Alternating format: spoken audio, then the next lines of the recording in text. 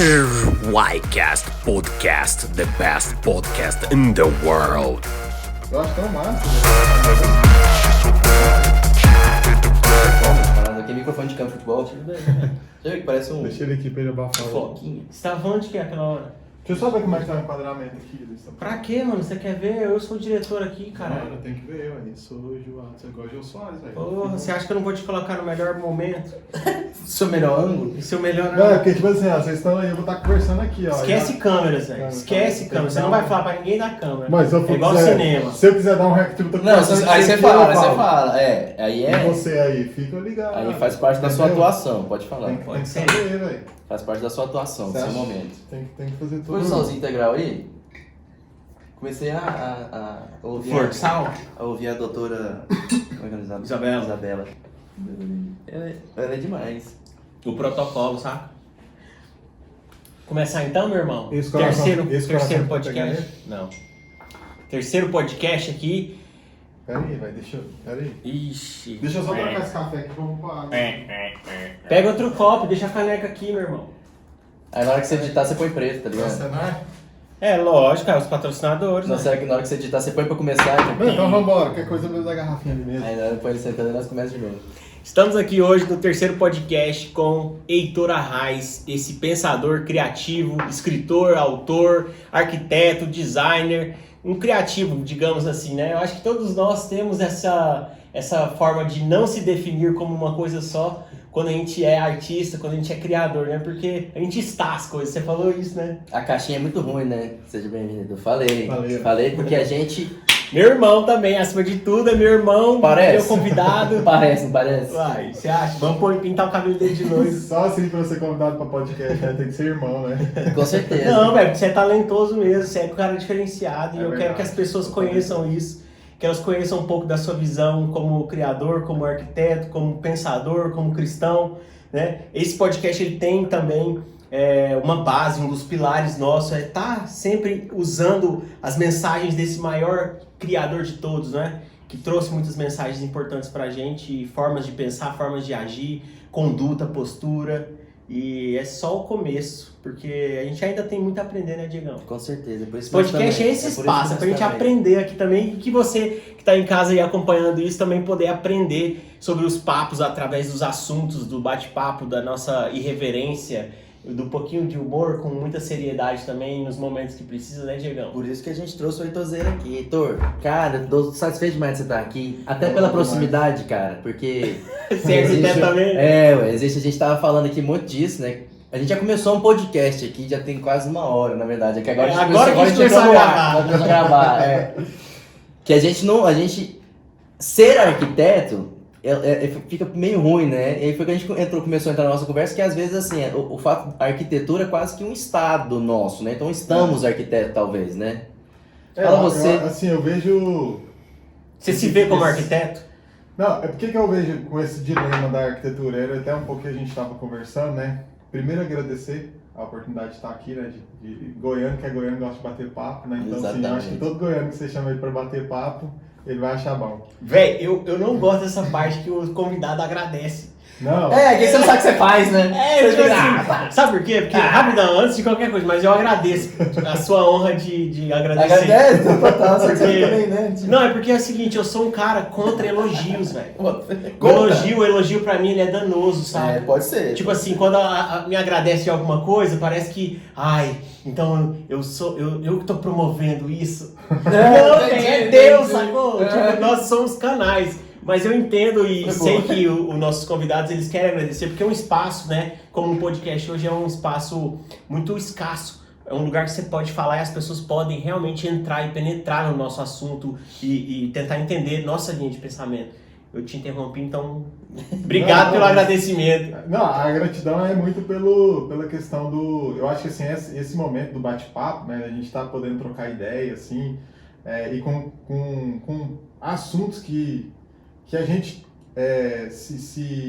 se conecta, né? Nesses assuntos, é muito bom. Então, assim, a gratidão de poder expor o pensamento, escutar, aprender, né? Muito mais do que talvez ser o escolhido para estar aqui falando as coisas. A braba, quem é o Heitor Arraes? Cara, Quem é hoje esse cara? então, eu sou um ser humano. Pra quem não te conhece, Eu sou um ser humano. Eu vou me apresentar igual os animais apresentam na... dá uma berrada aí. Se você perguntar assim, o que é aquilo ali? Vai falar, é um cachorro. Ninguém fala da profissão do cachorro, fala que ele é um cachorro. Porque é o papel dele na natureza. É. Então eu sou um ser humano, né? Heitor é um ser humano e que... Nossa, meio embarelha Gabriela esse negócio, né? Me fala, quem é Na hora que ele o falou, na hora que ele falou, pensei a mesma coisa até. É porque ela, braba. ela lança direto, É, velho. Eu ela- gosto da Marília, eu vou falar pra você, eu até me Só que ela inspirei um falaria pouco assim, nela, velho. Heitor por Heitor. É verdade. Então lança, me fala, me conta um pouquinho, quem é o Heitor Reich? Então, eu sou um ser humano, cara, que estou aqui nessa terra pra... Eu acredito assim, o maior aprendizado que a gente pode ter na terra é aprender a amar. E aí, nessa terra, a gente tem um monte de ferramentas. A gente tem a profissão da gente, a gente tem a primeira ferramenta que é a família, né, que é o lugar onde a gente aprende a amar verdadeiramente. Tem a profissão, tem os amigos, né, tem as relações sociais que a gente faz, tem a religião. Então, eu acredito que o papel de todo mundo aqui é aprender a amar. E aí, quando a gente aprender a amar, a gente vai estar conseguindo desenvolver esse planeta aqui do jeito que ele tem que andar de verdade, né? Que é através do amor. As ferramentas são essas e o meu norte é Jesus, né? Então, assim, é o Cristo. Não é nem uma religião, mas é o Cristo, é o norte dele, porque ele foi o cara mais perfeito que pisou aqui e que trouxe esse norte para a gente solucionar qualquer problema que a gente tem na vida. Então, eu busco trazer esse norte para todas as atividades que eu faço na vida. E o que te ocupa mais tempo hoje na sua vida, que você mais dedica energia? Cara, a arte, porque eu acredito que a arte no seu poder mais amplo, né, que é o balanceamento da vida como um todo, né? Então, para mim a maior arte é Deus. Então tudo isso que ele criou é um processo artístico, porque envolve os sentimentos, envolve forma, envolve estética, envolve beleza. Então tudo que Deus criou, ele criou no suprassumo da arte, né? Ele trouxe pra gente a arte, a perfeição da arte. Harmonia, beleza, né? Veio tudo. Então, a gente aprender a amar a gente entender a arte de Deus. O amor nada mais é do que a arte de Deus. Quando você aprende a amar, uma pessoa que ama verdadeiramente, cara, ela emociona, a maneira como ela fala atinge todas as pessoas, ela consegue mudar o rumo da vida das pessoas, ela consegue ter uma influência legal, ele tem uma vida equilibrada, o cara é feliz. Então o amor, ele é o suprassumo da arte, né? É a ordem, né? Na mais perfeita harmonia. Cara, que visão massa Exatamente. também, né? Porque a visão da arte é que o artista ele é necessário para que a arte aconteça, né? Assim, então você enxerga Deus como criador, então assim, a arte ela vem de um criador, e aí que tá, a grande ferramenta de Deus foi a palavra, né? Tudo que ele criou com a palavra, isso é muito foda, assim. Você entender que a Deus arte... é um Deus de palavras e números. Né? Exatamente. Então, assim, a ferramenta dele foi a palavra. Ele olhou ali para aquela escuridão, né? E com a palavra, ele foi com palavras de ordem, né? Haja luz. Pensa. Exatamente. Fiat Lux, né? Você já ouviu falar Sim, aquele... O Fosquinho. O fosfrinho, né? O Fiat Fosquinho Lux. é Fiat Lux. Faça-se luz, né? Tipo, eu me pirei quando eu vi isso aí. Não, puta marca, né, velho? Tem outras marcas que quando você pega o nome, você pira, né? Igual o Fiat. Sabe o que é Fiat? Faça luz, né? Não, Fiat do carro? Pois é, não. É fábrica italiana de automóveis de Turim. Ah, é a sigla? Não tem nada de ver de luz, né? Tem nada disso. Do Brasil, que quando ela veio pra cá, esse é o nome. Turim do Brasil. É fábrica Fiat do italiana de Brasil. automóveis de Turim do Brasil. Quem tá ali? Vamos ver. Ah, será que pode ser o Sebastião, velho? Eu chamei ele. Eu chamei ele pra poder participar aqui. Dá um minutinho, depois a gente edita as partes. Sebastião. Edita nada, ele fala que edita, aí ele põe na íntegra. Ele faz isso. Não, depois a gente corta essa parte, ele Chega fala lá, que põe na nossa, íntegra. chegou de noite, cara. Por que eu vou prometer que eu ia editar isso? Quem já fez edição sabe, tanto que é saco. Né? Mas tem que ver tudo de novo. Não, e ele que tá falando, e depois vai editar. Porque eu não quero me ouvir mais não. Vai editar o caramba. Que todos nós gastamos a nossa... Todo ser humano, ele meio que já veio da essência a gente gastar nossa energia aprendendo a amar. Porque... Será, velho? Eu acho que é aprendendo a odiar, fazendo mal. Claro, cara, não. A essência do ser humano é ruim? A natureza é ruim? Com certeza. Mas aí, nossa natureza assim, é selvagem. Então é o mundo que é ruim e aí a gente... Como você pensa isso? Porque... Primeiro, eu não acredito que a vida se existe erro na vida, sabe? Certo e errado, essa dicotomia pra mim ela não existe. Como Deus é perfeito, se Deus não fosse perfeito e não tivesse criado a gente, eu acreditaria em erro. Como Deus é perfeito, não existe erro. Existe apenas aprendizado para amar. Não tem erro para Deus. Para nós que somos muito inconscientes ainda, a gente erra muito, você não acha? Erra, mas não assim, a maneira de encarar erro. Talvez eu explicitei errado, mas se você, por exemplo, fala um erro aí, o cara matou o outro, por exemplo. É que você tá indo pela semântica da palavra erro, né? Assim. O erro que eu falo assim, tá... essa bipartição, sabe? Porque tem gente que passa a vida inteira tentando não errar, e aí ela tipo esquece que ela acerta, entendeu? E aí ela fica nesse estado dormência, assim. Então eu acredito assim, vamos supor que eu fiz uma coisa muito errada. A partir do momento que eu tive essa ação de fazer esse erro, eu tive uma experiência. Essa experiência, ela me trouxe uma visão de vida muito diferente de uma experiência do que talvez se eu tivesse andado pelo caminho. Então, vamos dar um exemplo, por exemplo. Um exemplo, por exemplo, é muito bom, né? Um exemplo, São por vários. exemplo, É um exemplaço. É para ser bem profundo, entendeu? Tô lá, velho. Eu tô nessa. Você pega um cara que ele é dependente químico e que ele, aos olhos da sociedade, ele tá no fundo do poço, ele acabou com a vida dele. E o cara já usou tudo quanto é tipo de drogas. Eu falo isso porque eu tenho um amigo meu que ele me contou essa experiência dele. O cara chegou no fundo do poço, ele usou tudo quanto é tipo de droga, ficou loucaço e ele chegou num ponto que ele subiu na janela do prédio para poder pular. Porque ele, tipo assim, perdeu todos os sentidos da vida dele. E ele resolveu simplesmente não pular. E falou, cara, eu não vou pular porque vou retomar minha vida. Olha, que consciência no último E aí momento, velho. O que é isso aí, velho? E aí o cara, ele falou, vou retomar minha vida e eu vou ver o que é essa experiência minha de ser um cara que chegou, entre aspas, no fundo do poço de uma sociedade, onde ele já não tinha mais família, não tinha amigo, não tinha nada, terminou, tipo, resolvendo entre ele e a vida dele, ele resolveu voltar, e aí ele fez psicologia e hoje ele trata de dependentes químicos. Então ele fala, cara, eu sei todas as etapas que um dependente químico passa. E eu sei, conversando com o cara, eu sei o que eu falo pra ele, qual é a etapa, como é que eu devo tratar em cada etapa, eu sei quando ele vai ter a recaída ou não, quanto que ele vai, se ele vai conseguir ter uma vida normal ou não. Então, por quê? Porque o cara teve essa experiência de viver lá. Então, assim, nesse sentido, cara, eu acredito que é tudo aprendizado, entendeu? Então, assim, esse aprendizado que esse cara teve trouxe muita dor pra ele? Trouxe muita dor, cara. Machucou muita gente? Machucou muita gente. Tipo, infringiu um monte de leis da sociedade? Infringiu um monte de leis da sociedade. Só que essa experiência ele só conseguiria ter ela dessa maneira que ele teve.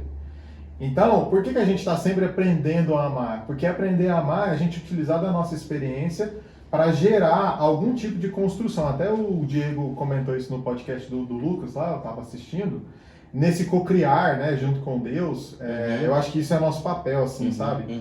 Quando você pega as suas experiências, suas vivências, e você começa a cocriar para contribuir com o outro todo, com a sociedade, servir, com a família, né? Servir, trazer isso de forma a criar novas experiências que na concepção do grupo leva a um caminho interessante, você está amando, entendeu? Você está aprendendo a amar, você tá aproveitando as suas experiências, está aproveitando os caminhos que você já andou, está aproveitando tudo que você tem em prol de alguma coisa nessa terra aqui que a gente ainda não sabe assim, a fundo qual que é realmente o sentido, né, de estar vivo na terra, mas a gente olhando pelo Cristo, e eu acho que o Cristo traz isso muito vivo pra gente. Cara, só te interrompendo porque esse assunto me provocou.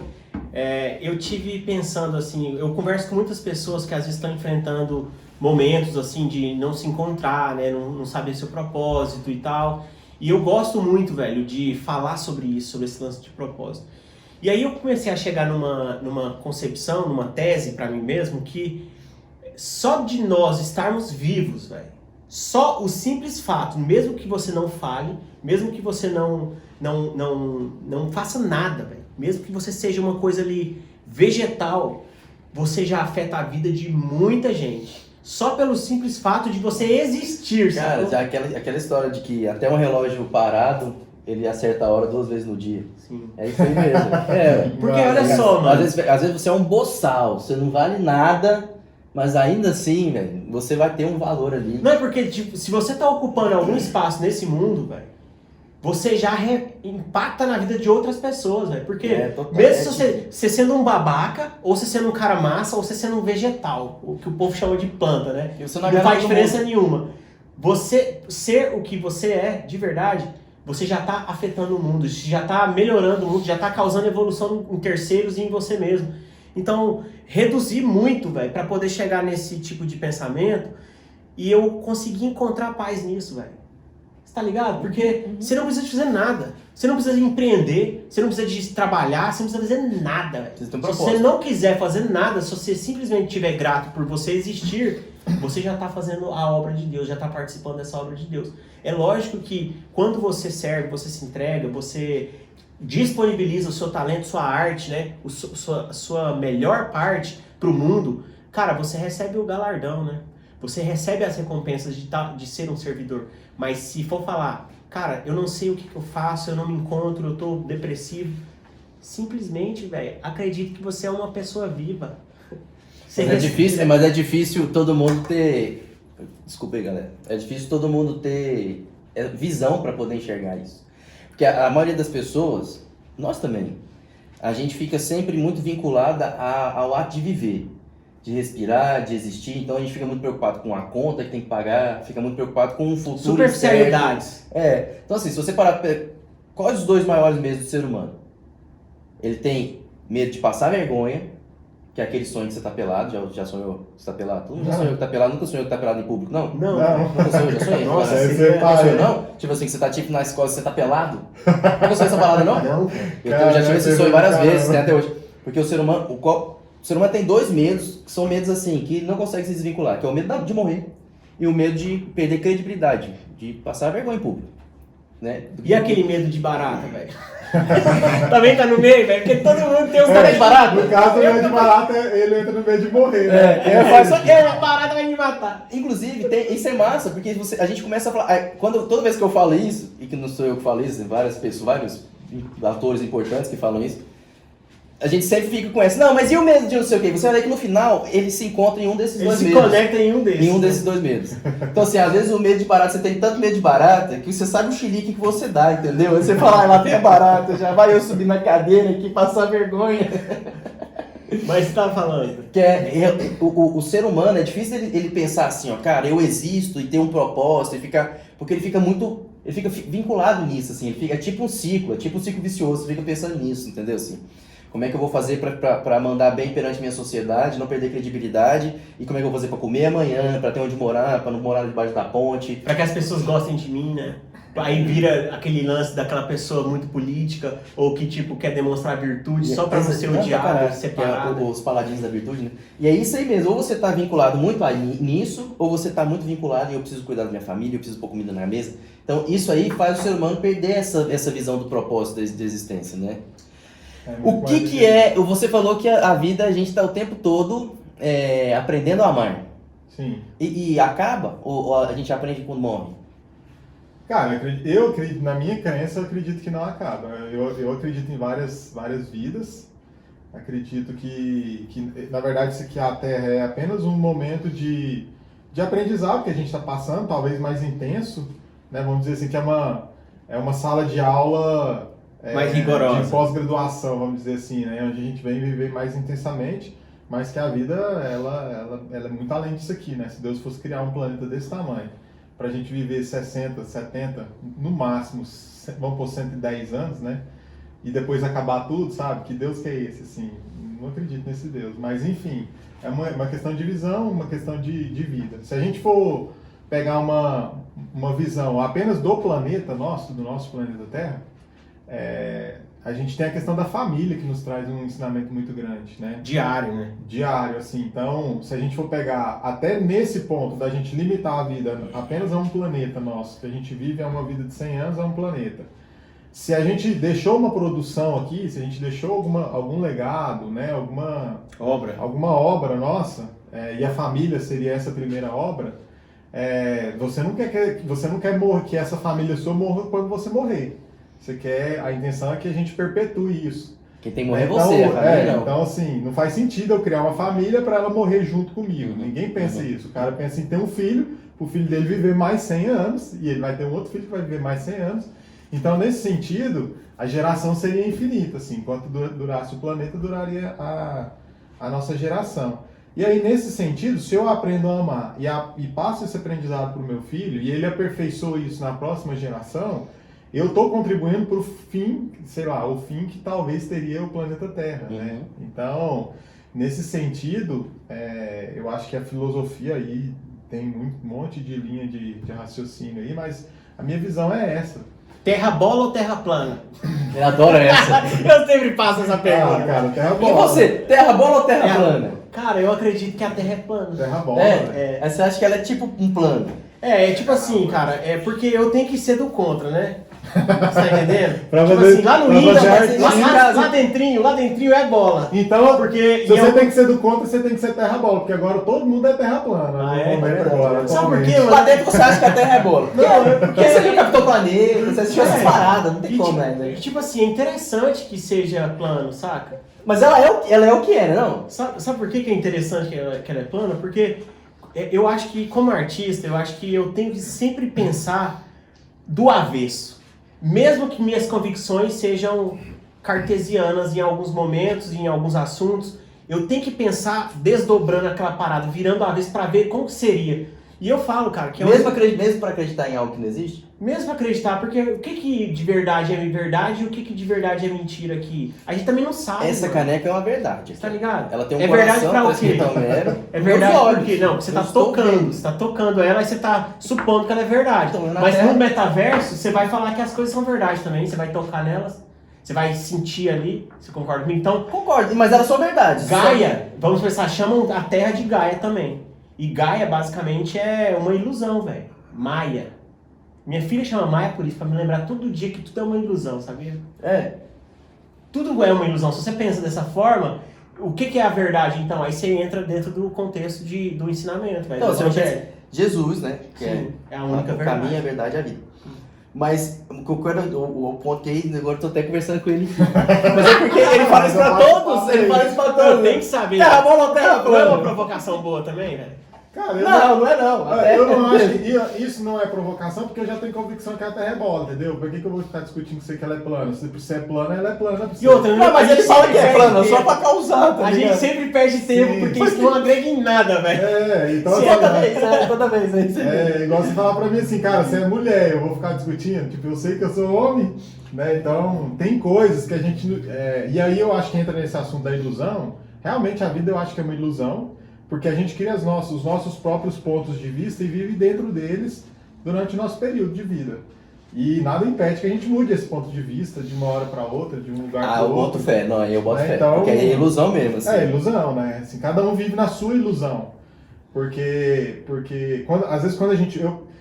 Eu acho muito legal isso, entrando agora um pouco para a parte das profissões e tal, do dia a dia dessa questão. Você já viu quando você está estudando um assunto, sei lá, quando a gente faz arquitetura lá na faculdade? Eu vejo isso acontecendo com muita gente, não sei se aconteceu com o Diego também. Vai ter acontecido. Você assistiu uma aula sobre sustentabilidade, aí você falou, cara, eu vou ser arquiteto da sustentabilidade, entendeu? Aí na outra semana você pegou um professor que era fera, o cara era massa, aí deu aula sobre tecnologia. Você, cara, eu vou ser um arquiteto high-tech.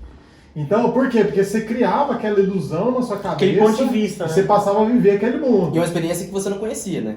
Tipo, você vai aprender arquitetura, de repente alguém fala lá e fala assim, existe uma arquitetura que não é sustentável, te passa tudo aquilo e você, não, aquilo entra na sua cabeça, eu quero ser. Então, assim, são aquelas mini experiências, né, que te coloca profundamente no... mas eu acho que todo então você vai vivendo nessas bolhas. É demais, sabe? É nós no podcast agora. Agora nós temos podcast, não entrevista a galera. É isso, nós é podcasters. Toca aí, Diego.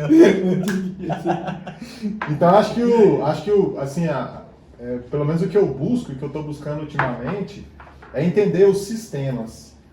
Quando a gente entende sistemas, existe um assunto gigantesco assim, sobre pensamento sistêmico, que eu acho que é muito massa esse assunto. Sou muito novo nele ainda, mas eu estou nessa bolha do pensamento sistêmico agora. Quando a gente olha um sistema funcionando, você nunca vai analisar as partes do sistema. Então, por exemplo, quando eu fui montar o novo branding do Estúdio Palha, eu comecei a olhar o sistema da arquitetura, o sistema da construção civil, o sistema das cidades, né, o sistema social que a comunidade funciona, o sistema planetário. Quando você vai abrindo suas visões, entendendo a sistemática, você começa a encontrar certos tipos de padrões dentro desse sistema, e esses padrões eles vão te revelando essas engrenagens de como esse sistema funciona. Então uma coisa que eu acho, um conceito que eu achei muito, muito bacana assim, e até hoje com essa questão das polaridades, né, das discussões polares e tal, me trouxe assim, uma calma nesse sentido, que é assim, se a gente analisar, por exemplo, o sistema público, por que surgiu um sistema público? Né? O sistema público ele surge a partir do final do feudalismo. Aí, então, ele é o quê? Ele é um sistema de padronização, de organização social, que naquela época que ele surge, ele surge para organizar aquela problemática da época, que era um sistema ditado por um cara só. Quando vem um sistema público, você dissemina essas decisões, você dissemina, mas ainda continua um pouco centralizada e um pouco enrijecida. Quando você pega já o sistema privado ele vem para resolver uma questão do sistema público, que é o quê? É a lentidão das decisões, porque como ele era muito burocrático, passava por muitas mãos para poder ter uma decisão final, ele era lento, aquela engrenagem muito lenta. Então veio o sistema privado e falou, não, vou resolver a questão da lentidão. Com o sistema privado, o cara ele consegue tomar decisões mais acertadas. Só que o que o sistema privado trouxe? Um olhar mais focado na questão da lucratividade, da sustentação daquele negócio.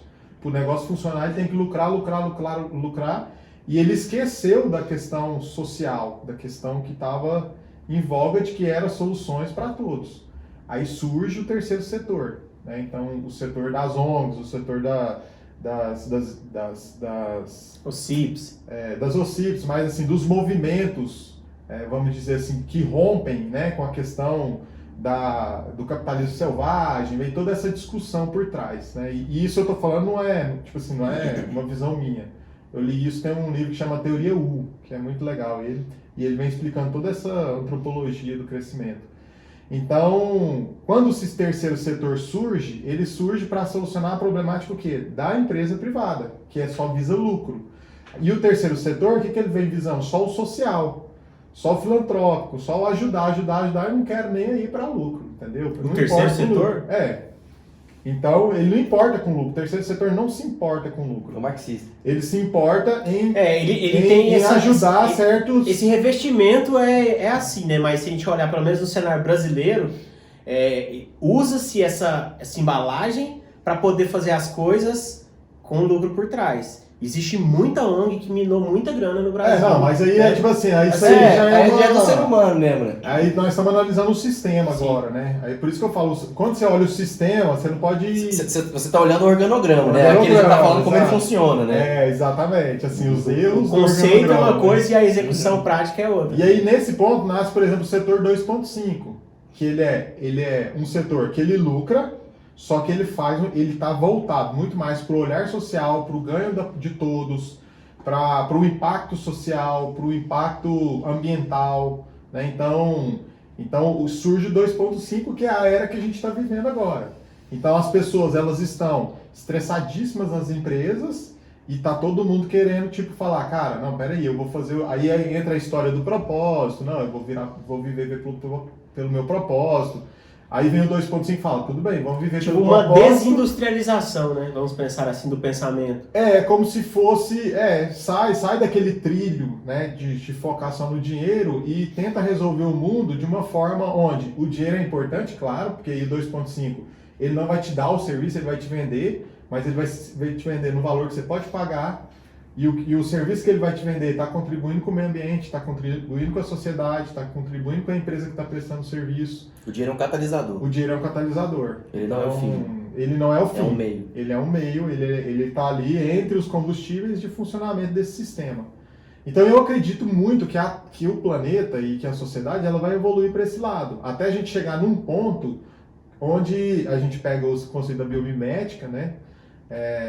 Onde é o funcionamento da natureza. E se a gente olhar para a natureza hoje, a natureza já vem o Lúcio Costa falando lá naquela época, né? Que a parceria perfeita entre o arquiteto e o engenheiro é porque ele reproduz a natureza. Então a natureza traz para a gente o quê? O engenheiro traz o quê? Ele traz o essencial do custo. O cara fala, não, é custo, custo, custo. A engenharia fala isso, né? A arquitetura, ela traz a estética com funcionalidade. Quando você coloca a estética com a funcionalidade e traz o controle de custo, é a natureza. Você pega uma árvore, a maneira como ela se alimenta, a maneira como ela pega a luz do sol, a maneira como ela produz os frutos, que ela abriga outras todo o sistema espécies. natural de uma floresta, ele é extremamente eficiente. Porque ele não desperdiça uma gota de sol, entendeu? A planta ela só vai captar o sol que ela necessita para produzir a quantidade de oxigênio e gás carbônico dela, quantidade de alimento que ela precisa e nutrir aquele sistema todo ecológico. A solução que se discute mais viável, vamos dizer assim, hoje para as sociedades é a solução da educação. Porque quando você coloca a educação, e a educação no sentido de acesso ao conhecimento, no sentido integral, assim, né? Não no sentido intelectual apenas da pessoa ter conhecimento, mas a educação no sentido integral, no sentido social, da pessoa entender os sistemas que ela vive, né? E entender a maneira como os sistemas funcionam e ela entender como ela consegue interagir com os vários sistemas. Então, essa seria a solução da educação, seria a solução mais viável hoje para o mundo. Por quê? Porque é a solução que o Cristo trouxe para a gente há 2021, 22 anos agora, atrás. Que é a solução da gente olhar para o outro e compreender o outro, no que ele é. Aí fala, não julgueis. Por que não julgueis? Porque se eu julgar o cara, eu só vou ficar preso nas coisas erradas dele. Se eu estou querendo melhorar um sistema total, eu não vou ficar preso só naquela engrenagemzinha que está sem a graxinha no canto, entendeu? Deixa ela rodar sem graxa. Tá funcionando a máquina como um todo? Beleza, depois eu vou lá e ponho uma graxinha ali. Então, e aí fala, fora da caridade não há salvação, né? O que é a caridade? Eu pegar o pão e levar lá para a periferia e dar pro cara? Não. A caridade é eu tirar de mim o que eu tenho. Esse desprendimento, né, velho? É eu tirar o que eu tenho, o que eu produzi, o que eu criei, o que eu sou e doar um pouco pro outro, contribuindo com o lado dele. Então, esse papo nosso aqui, o que a gente está fazendo? Eu estou dando um pouquinho de impressão minha, vocês estão me dando um pouco de impressão, e a gente está criando um pensamento único nosso aqui, que é essa sopa de misturas. Quando a gente faz isso com todos na nossa vida, todas as pessoas começam a melhorar, porque é impossível não melhorar, porque essa é a mensagem que o Cristo trouxe. Né? Eu estava comentando com o Diego, um processo novo que eu estou implantando dentro do escritório, de produção de projetos. Eu entendi o quê? Quando eu olhei para o sistema e falei, cara, o que eu vou oferecer para o meu cliente? Né? Então, porque quando a gente forma o nosso curso de arquitetura, ele é muito focado na área técnica, tecnológica, né? A área empresarial da arquitetura, ela é muito falha, assim, a gente não tem muita formação nesse... Então a gente sai muito tecnicista da faculdade, um olhar muito focado, um olhar muito de especialista. E quando a gente abre um escritório de arquitetura, você esquece que você está ali para resolver o problema de alguém que está com um problema. De forma global também. De forma a resolver o problema dele. Então, depois de 8 anos de profissão, né, que eu falei, não, agora eu vou abrir meu escritório sozinho. O Estúdio Pária. O Estúdio Pária. E que eu comecei a pensar nessa sistemática, eu falei, cara, primeiro, qual é o problema que eu vou resolver dentro dessa sociedade? Desse sistema. Aí eu abri, louco, olhei, falei, vamos olhar quais os problemas que existem. Existem problemas do residencial, do comercial, do saneamento, industrial, existem do urbano, né? Existem vários problemas dentro do universo da arquitetura. Eu abri o leque todo e vim olhando esses sistemas, qual fazia mais sentido para eu viver esse sistema no dia a dia. Uhum. E aí eu encontrei o sistema residencial. Por quê? Porque a residência é aquela que abriga a família. E eu tenho um valor muito forte sobre a família, né? Os meus valores familiares, eles são muito fortes. Então eu falei, cara, então é isso. Comecei a estudar qual é a problemática das famílias que querem, ou das pessoas, né? Porque também não são só famílias que constroem, mas qual a problemática da pessoa que quer construir uma casa para ela morar. Aí eu comecei a entender, falei, cara, primeiro, o cara ele vai construir uma casa, ele não tem conhecimento técnico do jeito que é uma construção. Ele não sabe qual é o profissional que resolve o problema dele. Ele não sabe se é um engenheiro, se é um arquiteto, se é um corretor de imóveis. Ele fica meio perdidão, assim, meio loucão. Ele fala, cara, eu quero reformar, mas... E aí ele já fica meio desconfiado, assim. Ele olha para todo mundo tentando entender e cada um tá falando um negócio, ainda mais, eu acho que com o Instagram, né? Ele olha, o cara tá dando uma dica aqui, o outro tá dando dica também, só que um é corretor de imóvel, o outro é engenheiro, o outro é arquiteto, e ele fica meio perdidão. Então é uma dor do cara, ele não sabe quem ele procura primeiro. Ele precisa de um guia, né? Pra tanta informação, né? Precisa de um guia, ele precisa de entender ali como é que funciona o sistema Quase de um construção. tradutor, né? Então é uma dor dele. Qual que era a outra dor dele? Custo. O cara, ele por mais dinheiro que ele tenha, ele não quer gastar dinheiro com o que não é eficiente. O cara ele não vai querer comprar, vamos supor que o cara tem muita grana, tipo, para ele dinheiro não é problema, mas eu tenho certeza que esse cara não vai querer trazer um piso lá da China e chegar aqui o piso dele tá quebrado e ele não tem como aplicar na casa dele. Ele não vai falar, né, deixa esse piso para lá, vamos traz outro aí. Ele não vai falar isso. Ele quer eficiência, ele quer comprar esse piso caro lá, pôr e o negócio funcionar. Então a mão de obra desse sistema, né, o entendimento de como esse sistema funciona, o custo dessa obra, tudo são problemáticas que esse cara está procurando na hora que ele vai solucionar o problema de ter uma residência. Ele quer resolver o problema de projeto? Não, o cara ele não quer comprar um papel meu. Ele não está olhando as minúcias, né? Ele não quer chegar, ninguém chega para ele e fala, cara, meu sonho era comprar um papel de uma plantinha desenhada. 3D. Passei minha vida inteira juntando dinheiro para comprar isso, sabe?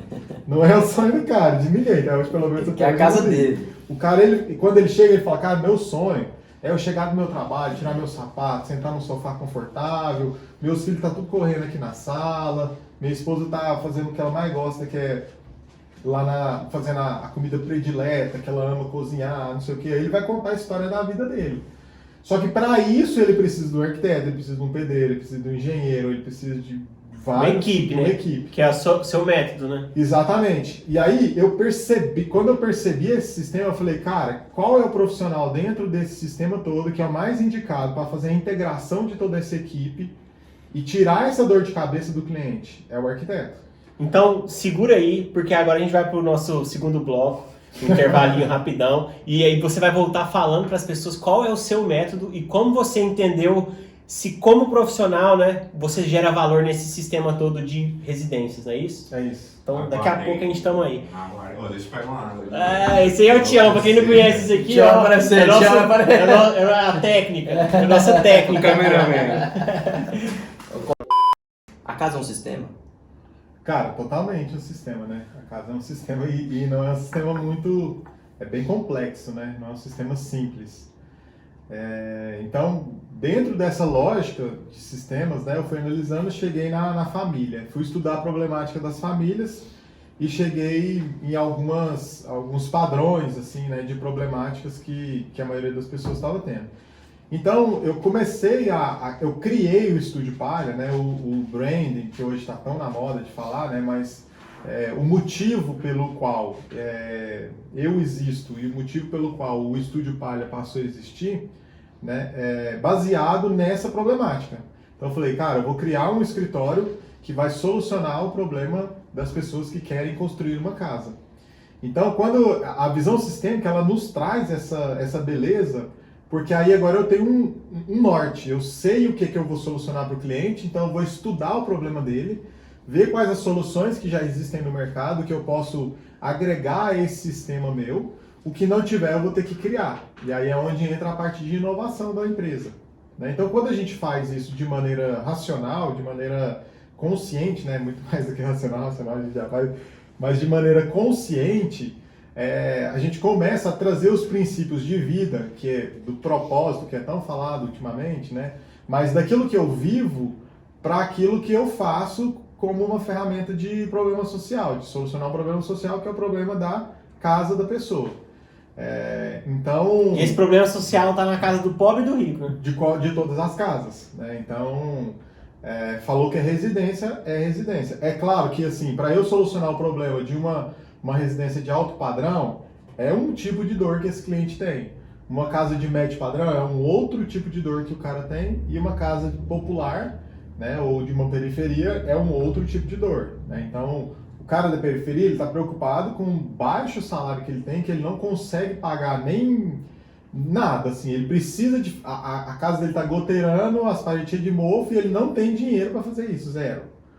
O cara do médio padrão, o problema dele já não é mofo nas paredes, ele já mora numa casa, ou alugada, ou uma casa dele, mas que já tem uma saúde um pouco mais interessante, já tem uma ventilação mais adequada, né? Apesar de que também, assim, restringir isso por padrões, mas assim, vamos pegar o geralzão. E o cara lá do alto padrão, ele já não vai ter nenhum desses outros dois problemas. O problema dele já é totalmente diferente, ele já está preocupado muito mais com status.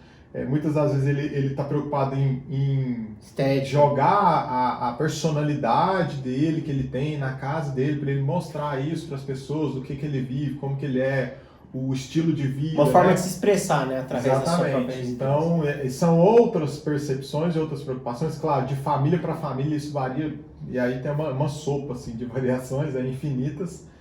Mas, enfim, comecei a entender esse ecossistema e trouxe o ecossistema da minha vida, o meu ecossistema humano, né? O que eu vivo, o que eu acredito, a minha ótica de vida, que é essa ótica espiritual, que é a ótica do afeto, que é a ótica de levar uma vida muito leve, né? Assim, de aproveitar as questões da vida com leveza. Então, ver o pôr do sol, ver o nascer do sol, pegar um problema, que é aquele problema cabeludo que as pessoas falam, e olhar ele e falar, cara, qual o aprendizado que eu posso tirar com esse problema?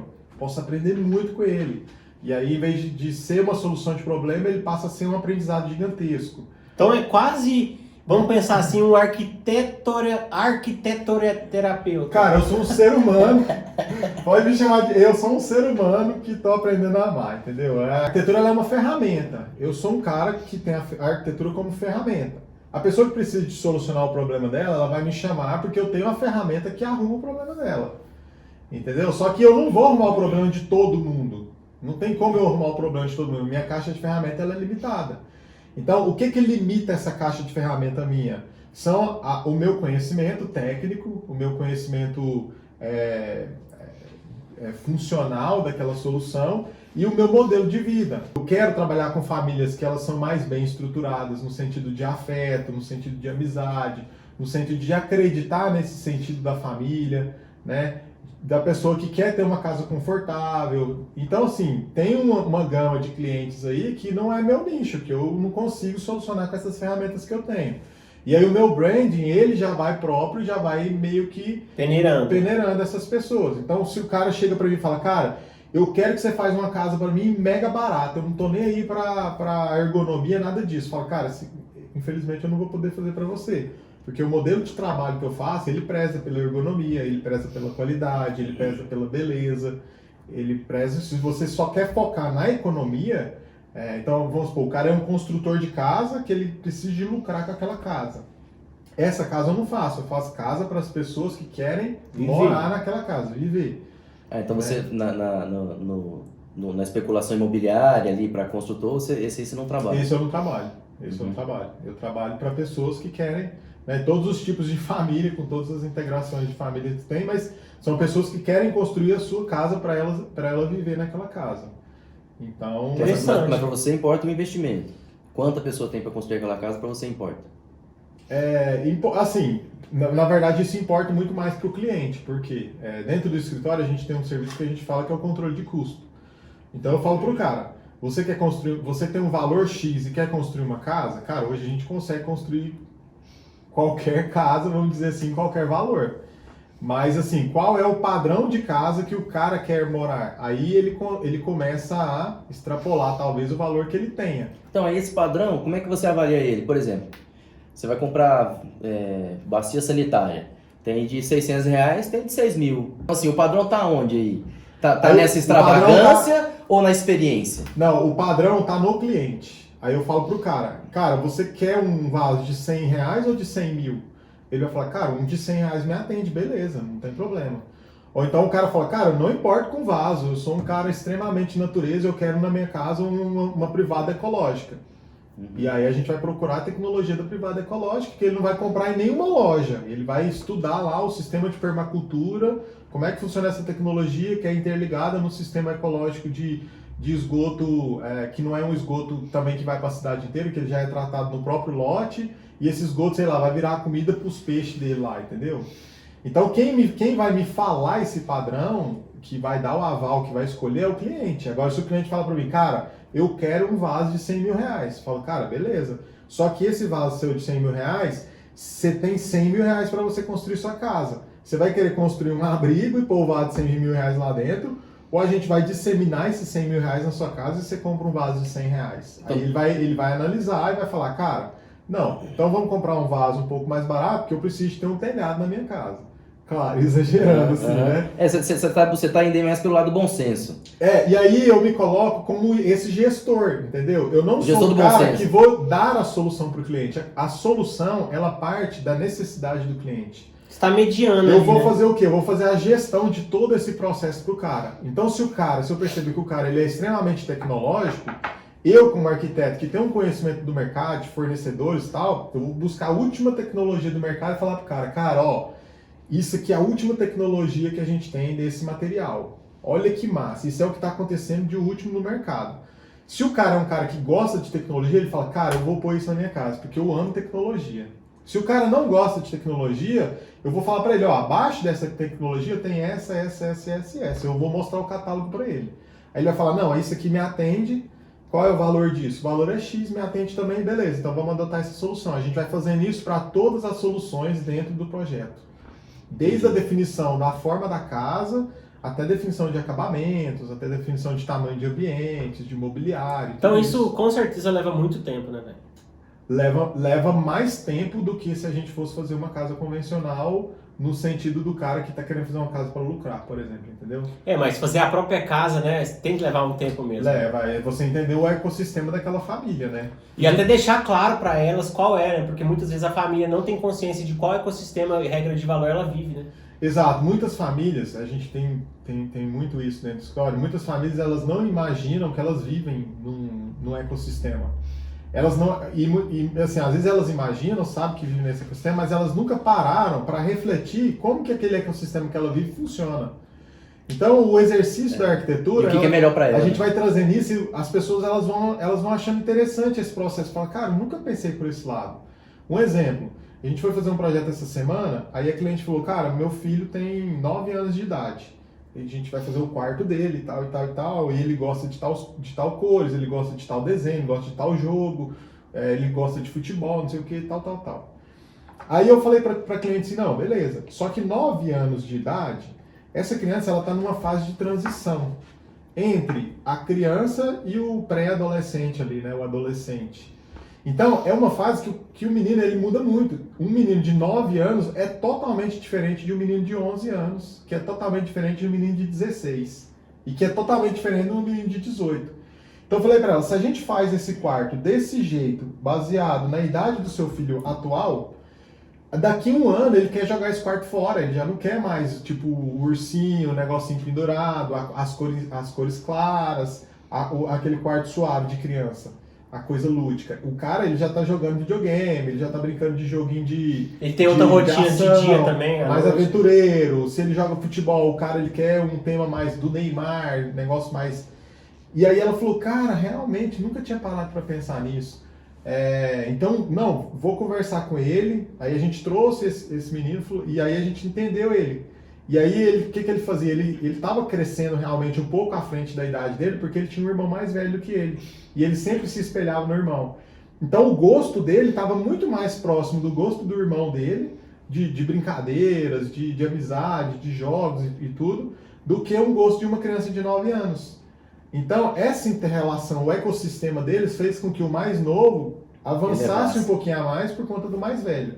Aí a gente já fez um quarto um pouquinho mais jovenzinho, assim. E aí ele falou, cara, legal. E aí a gente chegou na solução e falou, ó, seu filho daqui 1 ano, 2 anos, provavelmente ele vai querer tirar essa cabeceira, ele vai querer isso.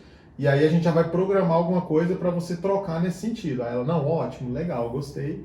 E aí a gente vai solucionando sempre nesse sentido, assim. Eu queria fazer uma provocação, não a você, mas ao cenário da arquitetura como um todo. Porque quando você descreve aqui o trabalho do Estúdio Palha, me soa inovador. Só que não é. Mas em que sentido que eu falo isso? Porque você vai pegar na cidade arquitetos, principalmente de uma outra geração, anterior à nossa, eu poderia dizer, que eles não têm essa preocupação sua de maneira alguma. E a maioria deles, quando não tem essa preocupação que você tem, acabam atendendo ao alto padrão. É por isso que eu falo que é uma provocação. Uhum. Porque assim, você vai tem arquiteto, aqui na cidade mesmo, eu acho que vai estar aí no país inteiro, que se você chegar lá para ele e falar assim, eu tenho 2 milhões para fazer minha casa, ele vai falar, você não tem nada. Você vai precisar ter o dinheiro que meu projeto falar para você que você tem que ter. Uhum. Existe essa pessoa. Então assim, fala assim, se o projeto meu, você orçar ele for 4 milhões, você precisa arrumar 4 milhões para fazer esse projeto. Então ele não vai ficar lá conversando com o cara qual é o vaso sanitário que ele quer ou não quer, sabe? E aí que fica a minha provocação. Nesse sentido, aonde quando eu começo a desprezar toda essa informação, assim, começo a fazer algo que é o que eu acredito que o meu cliente precisa, quando eu acabo, de certa maneira, eu poderia dizer assim, aí fica mais provocativo ainda, meio que impondo o que seria a verdade do arquiteto e não sendo um interlocutor, assim. Uhum. Isso é uma questão de uma jovem guarda sua, que você está inovando, etc., porque é assim que você gosta de trabalhar, ouvir um bom mercado ali para você atuar, ou não? Você acha que a arquitetura deveria ser isso? Cara, a arquitetura eu acredito que não tem como ela ser uma coisa. Né? Por quê? Porque... Escapou bem, hein? Escapou pela esquerda. E assim, não tem como a arquitetura ela ser alguma coisa. Mas de fato, eu acho que a grande problemática do mundo hoje é que as pessoas querem que o mundo seja alguma coisa. Quer definir tudo. E na maioria das vezes é a ótica da pessoa. Quando a gente entende que a arquitetura, e aí é por isso que eu falo que quando a gente escolhe resolver um problema, é muito legal nesse sentido, porque aí eu não estou preocupado com os outros problemas, entendeu? Então, nesse sentido, tem clientes que querem que o arquiteto faça isso. Ele quer que tenha um arquiteto para ele falar, cara, o meu arquiteto mandou eu colocar esse piso de 20 mil aqui. Esse artista, ele quer esse artista, esse cara que é só um artista. Aqui, meu arquiteto ele é massa e tal. E o cara quer isso. Ele quer esse tipo de serviço porque é essa problemática que ele quer resolver. E tudo bem, ok. E assim, aí tem um arquiteto que ele vai fazer esse tipo de pegada lá. Né? Então, tem um arquiteto que ele trabalha, ele resolveu trabalhar como um artista. Como é que é trabalhar como um artista? Ele tem a obra de arte dele e as pessoas compram a obra de arte dele, que são as obras assinadas. São as assim como, por exemplo, o mobiliário. Se a gente pegar o Sérgio Rodrigues, ele quis trabalhar com o tempo, isso foi sendo construído. Eu não conheço muito a fundo a história do Sérgio, mas assim, só para a gente entender, o Sérgio ele fazia mobiliários assinados e a pessoa que tinha necessidade daquele mobiliário comprava o mobiliário dele e colocava na casa dele. Tem pessoas que trabalham ao contrário. O cara fala, cara, vou fazer o mobiliário para você. Qual que é a sua problemática? O cara fala, não, eu quero uma cadeira de escritório. Aí ele vai lá e constrói a cadeira de escritório. Né? Então, na arquitetura também existe isso. Existe o arquiteto que tem a sua assinatura e ele tem a sua obra de arte, ele só trabalha daquela forma e os clientes compram aquilo porque ele é daquele jeito. E tem o arquiteto, que é no meu caso, e também, claro, não é só essas duas variações que existem, né? Mas no meu caso, eu escolhi trabalhar resolvendo um problema do cliente, entrando na realidade dele, personalizando esse serviço. Então é como se você tirasse um pouco a sua autoria de campo e desse esse tipo de poder para a família, trazer a autoria deles, e aí você organizaria isso tudo também. Seria isso? Eu optei, eu sempre falo assim, eu estou implantando agora no escritório, as 2 últimas casas a gente tem feito isso e tem dado alguns resultados bem legais, assim. Trazer todo mundo para ser uma equipe que está solucionando o problema do cliente. Então, quando a gente que é arquiteto, a gente é como se fosse um escultor, que a gente não fabrica a nossa escultura. Então, se a gente pegar o Leonardo da Vinci, ele pensava a escultura, ele olhava para aquele bloco lá de pedra, ele já sabia onde que ele ia tirar exatamente os lugares para chegar naquele ponto que ele queria. E ele ia lá e fazia. Nós, arquitetos, o que a gente faz? A gente olha para o bloco de pedra, sabe tudo do que a gente tirar, mas não é a gente que vai tirar. A gente tem que passar essa ideia para outra pessoa que vai cascar lá e o cara ele vive num outro mundo, numa outra realidade, numa outra ótica, numa outra economia, totalmente diferente. E na construção civil, não é uma pessoa que vai fazer isso, são várias pessoas trabalhando em conjunto. Então são times. que estão fazendo aquilo para construir o sonho do cliente. Então, quando eu me coloquei numa posição de quê? De pegar e ser unificador dessa equipe, ser unificador desse time. Maestro, né, velho? Como se fosse um maestro. Como se fosse um maestro. Então, para a gente construir uma casa, eu pensei, já que a gente vai precisar de tantas pessoas, eu vou colocar todas elas nesse processo de criação também.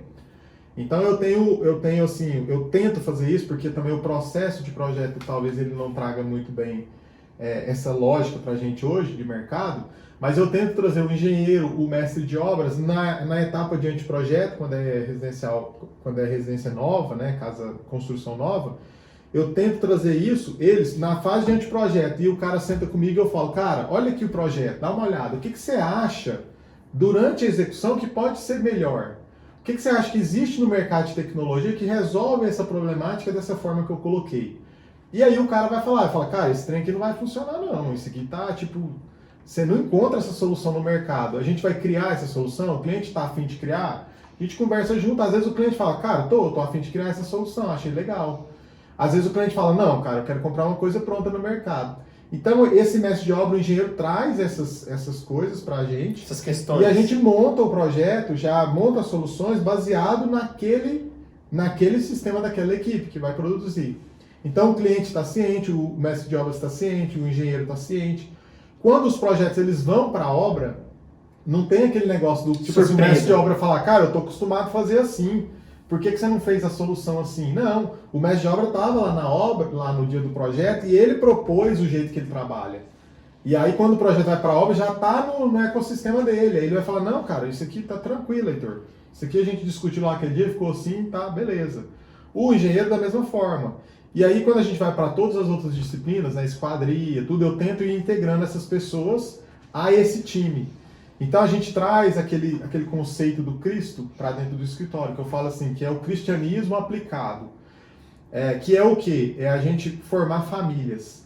É uma família, são várias famílias envolvidas na produção de uma residência, de um lar para uma outra família. Então isso não é só no sentido físico da coisa. Aí eu tento trazer também a questão espiritual ali para dentro do projeto. Por quê? Eu sempre converso com os fornecedores, sempre converso com o mestre de obra, converso com os pedreiros, no sentido da gente falar, cara, vamos trabalhar todo mundo alegre, todo mundo feliz, se tiver algum problema, vamos falar, cara, eu não estou no dia bom hoje. Por quê? Porque a cada tijolo, a cada material que a gente vai empilhando ali para construir essa casa do cliente, você está colocando uma energia sua. Se você está colocando uma energia ruim ali, se você tá num dia mau humor, você está brigado com o engenheiro, que o engenheiro está brigado com o fornecedor, que não sei o que está, aquela energia ruim, você está construindo aquele lar com aquela energia. Está plasmando ali, né? Então, quando a gente faz esse sistema de falar, não, nós somos uma família, vamos trabalhar todo mundo num sistema de felicidade, de alegria, porque a gente está construindo um sonho para o cliente, a gente começa a criar um sentido de família, um sentido de união. E aí a verdade, né, que é até uma das vertentes do escritório, né, que é leveza, afeto e verdade. Então a verdade ela é muito importante, porque aí eu chegar na obra como um arquiteto, né, e pisar lá e falar, cara, eu que mando aqui fazer, é uma coisa. Agora eu pisar numa obra com as minhas vulnerabilidades abertas, para esse cara falar, cara, eu tô aqui como arquiteto, mas eu não sou o dono do mundo.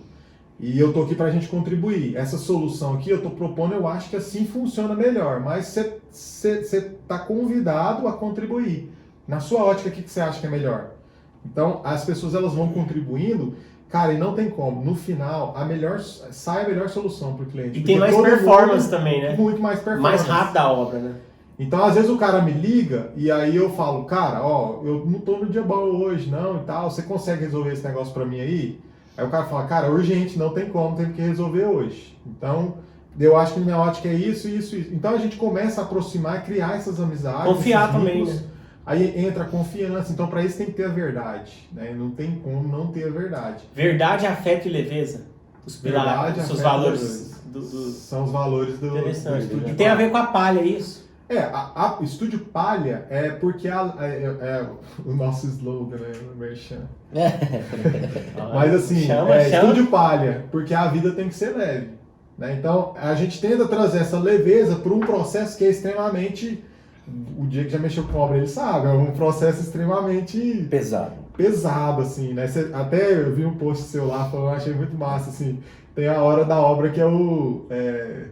como é que você coloca lá? A hora da obra na publicação que você pôs? Que é onde pega fogo lá, tudo. Você falou assim, tem uma hora que chega na obra e começa tudo a pegar... pega fogo, aí começa a dar incêndio. Que você Mas chega lá, todo mundo eu falei, vocês não lembro agora qual foi o termo. assim, eu achei... Então, foi no story, né, que eu postei. Tem essa hora que o trem pipoca, assim, pra todo mundo, pra todo lado. Aí a melhor solução é todo mundo rir, né, velho? Que alivia a pressão e começa a pensar em Mas coisas o trem pipoca mesmo, esse aí. Então, assim, o nosso papel é o quê? Fazer isso. A vida do cliente ficar mais leve através da nossa leveza na nossa vida. Né? Então, assim, vamos solucionar o problema? Então vamos reunir todo mundo e a gente soluciona. Né? Em vez de ficar um apontando o outro, falando, cara, você que errou. Da batata quente. Batata quente, a hora da batata quente. A batata quente que eu falo muito. Fica jogando problema pro outro. E na verdade isso é uma coisa muito simples, porque assim, ó, você vai lá, o cara vai lá, assenta o tijolo. Então às vezes é o mesmo cara que reboca, mas não é o mesmo cara que pinta. Então vai ter que lidar com o erro do cara do passado. E tipo, com o próprio erro dele, mas só que depositando no outro a culpa, isso, né? Entendeu? Então o cara que pinta, depois que ele aí o cara que pinta, aí ele pinta bem mal. Aí você fala, isso aqui tá bem mal. Ele, mas é porque o reboco eu tive que dar um cheio aqui de massa do lado de cá e tal, a massa não secou. Aí começa a ficar. Aí a marcenaria vai, eletricista vai, marmoraria vai. Então, tipo, ninguém. Aí não é problema de ninguém. Tá fora do esquadro. No final não é problema de ninguém, entendeu? Assim, nunca é culpa do cara, sempre é culpa do anterior. O anterior não tá lá mais lá. Tá bom, a culpa não é de ninguém. E quando chega no último e não acha culpado, ele joga pro arquiteto, né? Não, o que eu quis dizer é que no final realmente tudo vai parar lá no arquiteto. Porque, olha só, pra você ver, tem um pedreiro lá com a marreta, tá construindo, mas tem lá na caixinha de ferramenta dele lá tem marreta, tem talhadeira, tem um monte de coisa ali. E ele tá lá construindo sua casa, ele tá fazendo merda. O cara tá lá, o cliente, tá olhando lá o pedreiro fazendo merda. Ele vai falar com o pedreiro? O pedreiro tem marreta, bicho. O pedreiro pode causar ele vai falar pro arquiteto. Ele fala assim, ó, tá acontecendo merda aqui na minha obra, viu? A culpa é sua. É o pedreiro que tá fazendo merda, né, você? Tipo, se você talvez chegar e falar pro pedreiro, até se manda, ele nunca vai falar. O cara sabe, tô falando, ele tem marreta, ele tem talhadeira. Ele pode ir lá, tá achando ruim, derruba tudo e vai embora. Tá ligado? Você não, você é a ponta de tudo. E tudo começa com o arquiteto mesmo, não tem também jeito. É verdade, se a proposta do arquiteto é ser o maestro, se a coisa desafinar, é culpa dele mesmo. É isso aí mesmo, ué. A banda tá ali operando, tá fazendo ali, tô olhando pro maestro, agora que eu entro, qual que é a vibe. Me fala uma coisa, deixa uma mensagem aí para aquelas pessoas que estão assistindo e querem entrar nessa área e que gostou da sua visão de arquitetura, da sua visão holística de entender esses processos e solucionar problemas. O que é o ponto que você deixaria aí essa mensagem para esses novos profissionais que estão chegando na arquitetura hoje? Cara, mensagem, assim... não precisa ser aquela coisa, mas qual é um pensamento que você gostaria de deixar para que eles refletissem sobre, sabe? Cara, é a simplicidade da vida, assim. Eu acho que ultimamente a gente complica demais as coisas simples. Então, por exemplo, vamos usar a obra. Você chegou lá na obra, você sabe que você fez uma coisa. Eu fui lá, fiz o projeto, eu passou lá o negócio e eu esqueci de fazer a coisa e deu errado na obra. Aquele problema ele tem que ser solucionado. Então, assim, de forma simples, o que eu deveria chegar e falar, cara, eu errei aqui. Qual que é a forma que a gente pode consertar esse erro? Isso é a forma simples. Hoje em dia as pessoas elas se assustam. Às vezes eu chego na obra e falo pro mestre de obra, cara, eu errei aqui, bora reunir aqui pra gente ver. O cara já arranca a talhadeira. Entendeu? O cara fala, nossa, bicho, você tá falando que você errou. Tipo assim, como se o arquiteto fosse o dono do mundo e não errasse, entendeu? Mas essa é a forma mais simples de solucionar a coisa. E aí o cara vai falar, não, cara, não tem problema não, isso aqui é tranquilo, eu resolvo assim, assado. Tem um material ali que ele sobrou, a gente pode pôr aqui e consertou e tá ok, entendeu? E aí a obra ela acontece, as coisas elas acontecem, né? Eu chego pro cliente e falo a mesma coisa, às vezes o cliente chega, não tá podendo pagar aquela parcela. Qual que é a forma mais simples? É o cara chegar para mim e falar, Heitor, não tô podendo pagar essa parcela agora, vamos negociar isso mais para frente, vamos fazer isso, vamos embora, e aí o processo anda. Só que a gente tem muito, e aí baseado muito naquilo que o Diego falou, né, da vaidade, do orgulho, de você não querer errar, né, hoje em dia tem muito do cara ser perfeito, ter o estilo de vida perfeito, a gente fica escondendo essas coisas e vai guardando, e sempre a gente arruma soluções mais complexas. Qual que é a solução mais complexa? Eu chegar pro cara e falar, bicho, você errou aqui, mano. Vai ter que assumir esse prejuízo. Não, mas aí no projeto tava assim e tal. Aí ele vai falar, não, mas ontem eu te falei que não era assim. Aí o cara fala, mas você mandou o projeto. Aí vira... Aí o cliente vem, o que é que tá acontecendo aí? Aí o cliente vem e aí o cliente fala, não, mas essa conta vai sobrar pra mim, eu já tô vendo. Né? E aí o treino resolve, entendeu? Vai sobrar pra mim, não vou nem voltar amanhã. Acabou, já recebi mesmo. E aí, então, aí as coisas elas vão se complicando. Então acho que assim, cara, vamos olhar a nossa profissão como sendo... Ela é uma grande profissão, a profissão de arquiteto. Eu considero uma das profissões importantíssimas na questão de desenvolvimento social. A gente tem uma gama de atuação muito gigante. Né? Pra você ver, a gente atua desde do mobiliário, do micro, do material, objeto, né? até a parte urbana, né? Que é um ecossistema de cidades e tudo mais. Então, assim, a nossa abrangência é muito grande. A forma como nós temos de contribuir com a sociedade em todas as problemáticas é muito grande, né? Então, desde das problemáticas de saneamento que geram todas as vulnerabilidades sociais do nosso país. Então, se a gente pegar dados do déficit habitacional do Brasil hoje, cara, depois da pandemia, ele foi para 28 milhões de famílias sem saneamento que vivem básico. numa casa doente. Cara, é muita gente, 28 milhões de pessoas, sabe? Então, desde esse cara, que é uma problemática que deveria arquitetos estarem focados e olhando para essa área há muitos anos, porque isso não é uma problemática nova, é praticamente uma problemática desde que as cidades nasceram. Então, nós estamos solucionando essas problemáticas, desde até problemáticas psicológicas. Né? Então, a gente pega os espaços hoje opressores. O Diego fez uma publicação que eu achei massa lá do Big Brother. Né? E ali foi uma visão, assim, mostrando mesmo assim, o poder da arquitetura. Os espaços, eles estão cada vez menores, mais opressores, muita luz artificial, né? Muitos materiais artificiais. Então, isso está mexendo com a psicologia humana e a gente vê os últimos estressa, anos... né? Estressa. Os últimos anos estressa, né? Causa um estresse violento. Então, o afastamento das formas e da natureza e tudo mais. Então, isso tudo, o arquiteto, ele está envolvido nesse processo. Mano, até a grama do BBB é artificial, né? Tudo ali é feito de plástico e gesso. Boring pra caralho. O BBB ele é artificial. Mas é feito pra isso, não é mesmo? É xoxo. É feito pra isso, é pra explorar aquela coisa, o ímpeto humano, né? Da natureza humana. E a galera acha doido pra caralho. Acha bom. Então, tem assim, um reality show que é demais. fake, bonito demais. Colorido demais. Ó, eu quero que você faça meu quarto igual do do Big BBB. Brother, Aí você colorido demais. só tem bonito pesadelo, moça, isso tá acontecendo, porque eu mudei pra essa casa, só tô tendo pesadelo. É isso aí mesmo. Mas assim, nessa mensagem eu acho que uma das questões é essa simplicidade e a outra questão é sai da faculdade, ou saia para a vida, ou busque o seu propósito, ou busque uma vida, né? Vamos pegar numa mensagem mais ampla. E veja qual é o problema que você quer aprender a solucionar ele para alguém. Empreender, sim. Por quê? Empreender, nada mais do que empreender. É interessante esse ponto que você colocou de aprender a solucionar algo. Você tem que achar um problema e tem que dar Porque solução. normalmente a gente fica nessa pressão demais, a maioria dos artistas, dos criadores, eles querem criar e, tipo, sempre tá colocando ali em algo que ele já tem de habilidade. Muitas vezes o que ele já tem de habilidade não é necessariamente onde um ponto da vida dele que ele vai poder performar mais, né? Total. Ele tem que usar isso pra gerar solução pras pessoas. Pra gerar valor. Solução é valor. Solução é valor. Então acho que é isso. Sai com uma ótica de qual o problema que eu quero resolver. E aí começa a estudar. Começa a entender aquela problemática. Começa a entender as soluções que existem e as soluções que podem ser criadas. E aí, com certeza, não tem como dar errado, entendeu isso? E quando der errado, vai estar dando certo, né? Por que não tem como dar errado? Porque o maior legado nosso é o aprendizado, né? Então, eu não estou prestando um serviço solucionando um problema para a pessoa. Eu estou sempre aprendendo. Com ele, né? Com essa oportunidade que o cara me deu. Então, olha que beleza. Quando eu olho por essa ótica, o cara me paga para eu aprender, entendeu?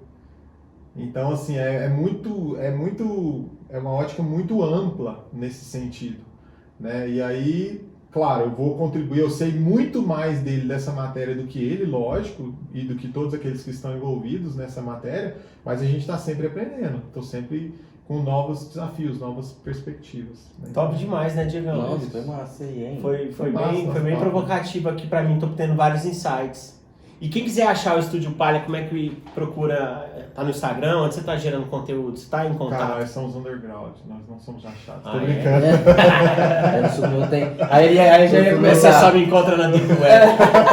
Aí já ia começar um novo conceito, tá ligado? Porque o sistema do Instagram ele não serve pro Estúdio Palha, tá ligado? Fala aí, Cara, pra achar o Instagram. Estúdio Palha, assim, é o Instagram hoje, né? Simples, entra lá, me manda um direct. Instagram qual? Eu não tenho Estúdio secretária. Palha? Estúdio Palha? Estúdio.palha. Isso. Arroba estúdio.palha. Tem o Instagram. Estúdio? Ou é Não, é com S mudo, né? Aham. Eu Estúdio. arrependi depois, porque. Assim, Mas o estúdio mais conhecido é com essa mesmo. conhece, né? Mas todo mundo pergunta assim. Eu tiro até vontade de tirar isso. Velho, internacionalizou a parada. Mas agora que a gente conversou sobre isso, todo mundo vai acertar. Agora É, é. mas Tadinho, mas né? enfim. Estúdio. Estúdio. Cadê? Ah, tá ali, eu tava sempre ali, agora tá ali. Estúdio.palha. Estúdio.palha. Mano, Entrou lá, manda mensagem, eu respondo mesmo. Não, Ô, ele tem, é- não tem secretário. prazer, não tem velho. nada. Eu não vou nem chamar ele de mano, porque você é a autoridade maior. É meu Você- pode, mas Nós todos somos somos irmãos, não cara. é mesmo? Todos somos Em irmãos, humanidade. principalmente em Cristo. Exatamente. É isso aí. Exatamente. Pô, exatamente. espero que vocês tenham gostado. Se você gostou, se inscreva aí no nosso canal, deixe seu like. Tenho que pedir E isso. se você não gostou, Faz a mande, mesma coisa, mande né? pro seu inimigo. Não, se você não gostou, você escreve nos comentários enquanto a gente é babaca. É, se você não gostou, você manda pra aquela pessoa que você odeia. Fala assim, eu tenho um podcast bosta pra você aqui, Caralho, ó. aqui. Tamo Valeu, junto. Bom demais, bom demais. Valeu, até a próxima. Quinta-feira que vem estamos de volta. Ycast pra você. Tchau! Beijo do seu artista favorito. Oh. Foi top, velho. Vamos lá dar o end junto também no telefone aqui, ó. 3, 2, 1.